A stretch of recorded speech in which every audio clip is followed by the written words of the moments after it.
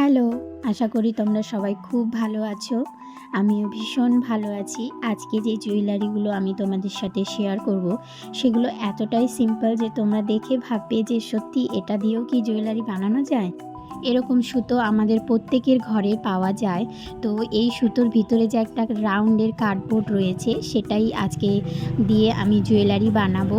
তো আমি এখানে কয়েক রকমের যে ফেব্রিক রয়েছে, সেই ফেব্রিকগুলো ইউজ করে আমি এই জুয়েলারিগুলো বানাবো। তো প্রথমে যে কার্ডবোর্ডটা রয়েছে ওই মাপে আমি কাপড়টা কেটে নিয়েছি। তারপরে এখানে আমি একটা কৌড়ি লাগিয়ে দিয়েছি।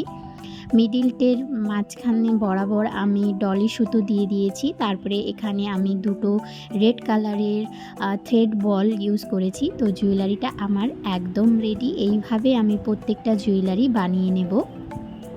জুয়েলারি বানানোর জন্য সবসময় তোমরা কিন্তু যেগুলো কটন ফেব্রিক থাকে, মানে কটন কাপড় থাকে, সেগুলোই ইউজ করলে বেটার হয়। কারণ তাহলে যে আঠাটা আমরা ইউজ করব, সেই আঠাটা খুব ভালো করে ওই কাপড়টার সাথে লেগে যাবে। আমাদের ঘরে এমন অনেক জিনিস থাকে যেগুলো আমরা হয়তো বুঝতেই পারি না যে এই জিনিসগুলো দিয়ে খুব সুন্দর সুন্দর জিনিস বানানো যায়। তো আজকে সেটাই আমি তোমাদের সাথে শেয়ার করলাম। আর যারা হ্যান্ডমেড জুয়েলারি পছন্দ করো, তাদের জন্য এই জুয়েলারির ভিডিওটা খুব হেল্পফুল হবে। এখানে আমি একটা গামছা প্রিন্টের কাপড়ও নিয়ে আমি এই জুয়েলারিটা রেডি করেছি। আর এই জুয়েলারিগুলো তোমরা ডেলি বেসে ইউজ করতে পারবে।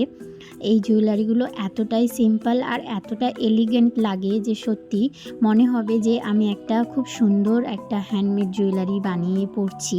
তো এই জুয়েলারিটা পরার পরে তোমাদেরকে সবাইকে একদম অন্যরকম লাগবে। তো এই ভিডিওটা যদি তোমাদের হেল্পফুল হয়, তাহলে তোমরা এই ভিডিও দেখে জুয়েলারিগুলো বানাও আর আমার সাথে শেয়ার করো তোমাদের এই জুয়েলারিটা কেমন লেগেছে। আশা করি এই জুয়েলারিটা তোমাদের অনেক ভালো লেগেছে। নেক্সট ভিডিও তোমরা কোন টপিকে দেখতে চাও সেটা অবশ্যই আমাকে কমেন্ট করে জানাবে। আর তোমরা যদি আমার বানানো জুয়েলারি অর্ডার করতে চাও, তাহলে আমার ডেসক্রিপশানে একটা নাম্বার থাকবে, সেখানে তোমরা ইনবক্স করতে পারো। আর আমার ভিডিওগুলো তোমাদের কেমন লাগছে সেটা অবশ্যই কমেন্ট করে জানাবে। তো তোমরা সবাই ভালো থেকো, সুস্থ থেকো। টাটা।